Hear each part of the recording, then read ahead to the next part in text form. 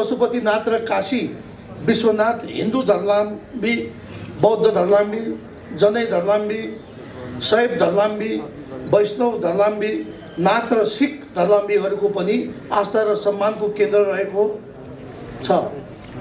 त्यसैले यी दुवै धार्मिक पवित्र स्थल भनेको खुल्ला सङ्ग्रहालय जस्तै हुन्। संसारभरिका छरिएर रहेका अरबौं हिन्दूहरूको आस्थाको केन्द्र हुन्। अर्को कुरा के छ भने भगवान पशुपतिनाथ मन्दिरका भट्ट पुजारी दक्षिण भारत मुलुकका हुन् भने काशी विश्वनाथ मन्दिरका भट्ट पुजारी नेपाली मुलुकका हुन्। यी दुवै मन्दिरमा जन्मेदेखि मृत्युसम्मका मानिसले आफ्नो कर्महरू गरिरहेका हुन्छन्। पशुपतिनाथ बागमती नदीको किनारमा छ भने विश्वनाथ मन्दिर गङ्गा नदीको किनारमा छ।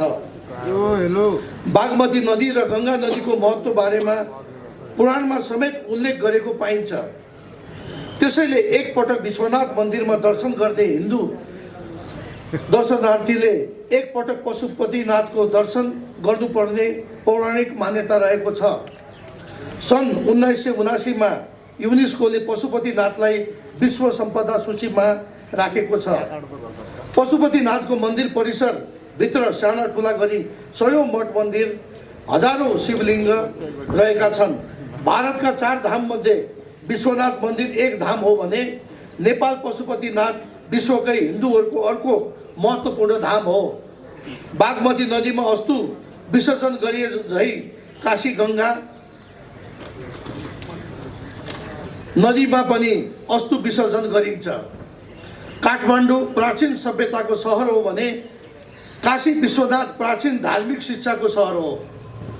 यही कारणले नेपाल र भारत सदियों पुरानो सम्बन्ध रहिआएको छ।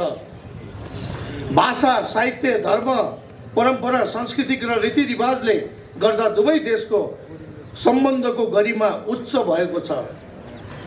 त्यसैले नेपाल र भारतको सम्बन्ध आधुनिक राज्य स्थापना भएर बनेको सम्बन्ध होइन।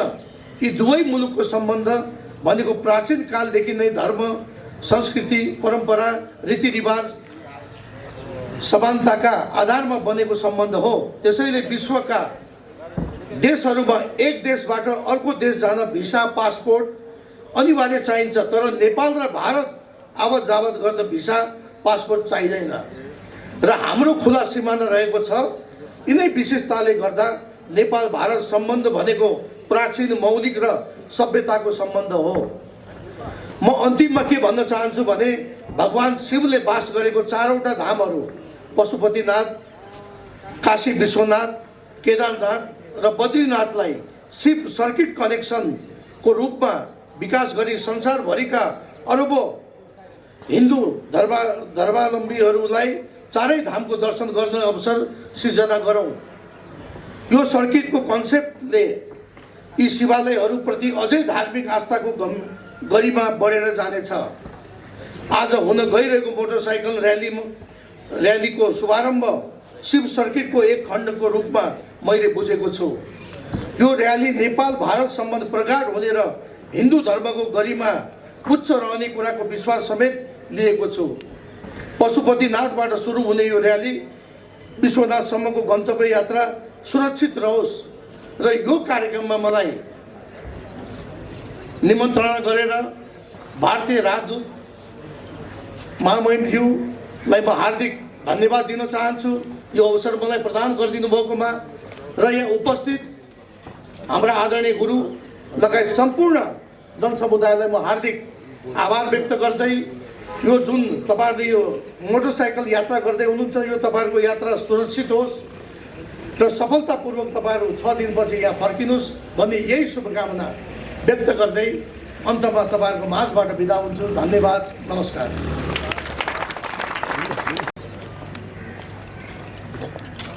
काठमांडू लेजेंड्स की पूरी टीम जो यहाँ पे उपस्थित है, जिनके सहयोग और योगदान के बिना आज का कार्यक्रम किसी भी प्रकार से संभव नहीं है, उनके लिए मेरा बहुत बहुत धन्यवाद।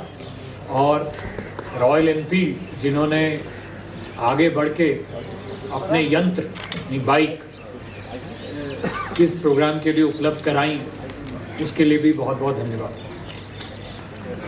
सर्वप्रथम मैं अपने दूतावास के बिहाफ पे और अपने बिहाफ पे आप सभी लोगों का, ख़ास तौर पे आदरणीय मंत्री जी का पशुपतिनाथ की इस पावन भूमि में स्वागत करता हूं, अभिनंदन करता हूं।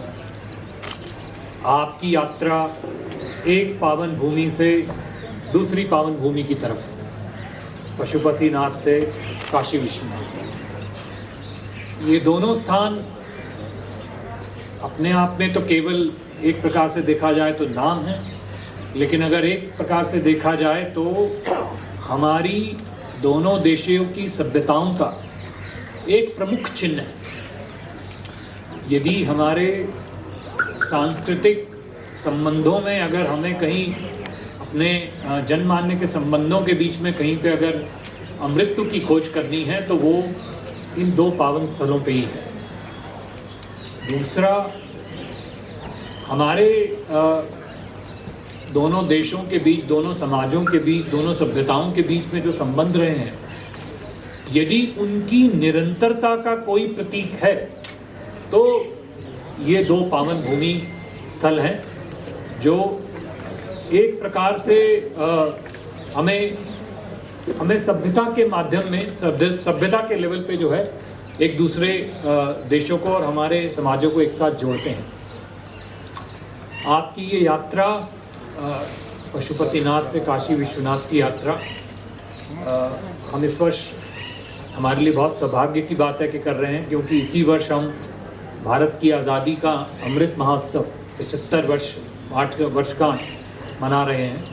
और इस वर्षगांठ में सांस्कृतिक अमृत की खोज में ये यात्रा का मेरे हिसाब से बहुत महत्वपूर्ण योगदान रहेगा।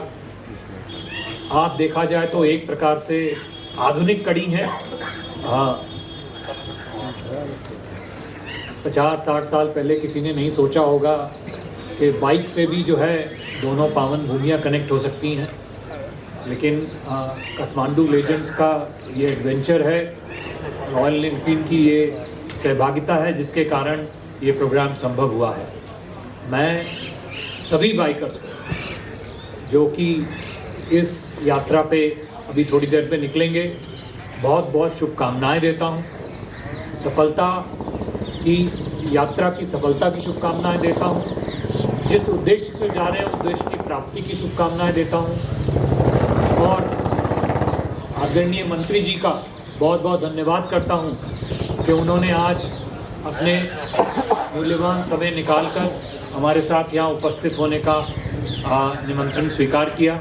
और मूल भट्ट जी का भी मैं धन्यवाद करता हूँ कि उन्होंने इस यात्रा के शुभारंभ को एक प्रकार से आशीर्वाद देने के लिए आज यहाँ पर इकट्ठे हुए। एक बार फिर आप सभी लोगों का बहुत बहुत धन्यवाद, काठमांडू लेजेंड्स का बहुत बहुत धन्यवाद, रॉयल एनफील्ड का बहुत बहुत धन्यवाद, मंत्री जी आपका भी बहुत बहुत धन्यवाद। नमस्कार।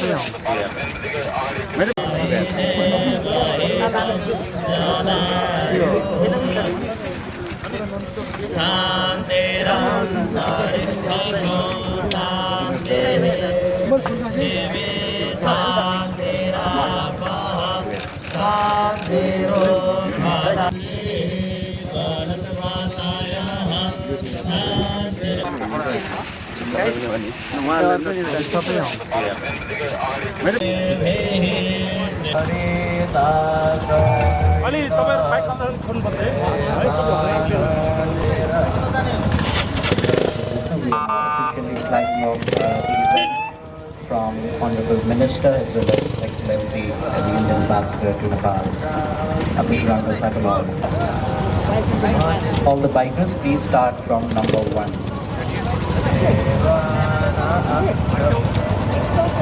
No, ito tabi ito lang no. Ja, bato. Ready, prepare, message. We are going to do a model also. I request the delegates to please refrain from sitting in the passage. So we are now officially flagging off the Pashupatinath Kashi Vishwanath Amrit Mahotsav motorcycle rally.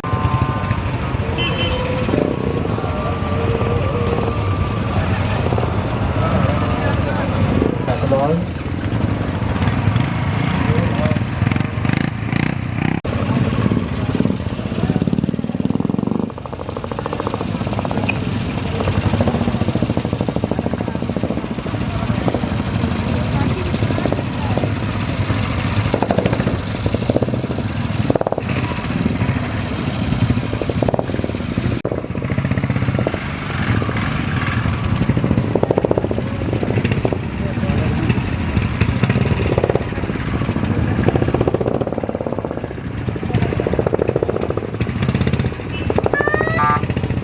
ये लोग कहाँ जा रहे हैं?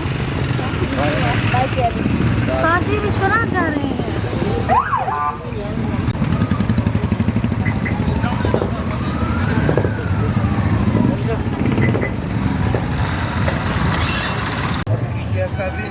Focus नहीं आ रहा chair में बैठे वो लोग ने इंटरेस्ट नहीं दिया। नहीं सर, इंडिया में तो नहीं, यहाँ पे हमारे यहाँ बेसिकली सर क्या होता है, राजनीतिक लेवल पे एक बार आ जाए तो सरलता से हो जाता है। तकनीकी एक्सपर्ट्स के लेवल ठीक है सर, थैंक यू। बहुत बहुत धन्यवाद। नहीं सर, ध्यान से। सर हुआ एकदम जी।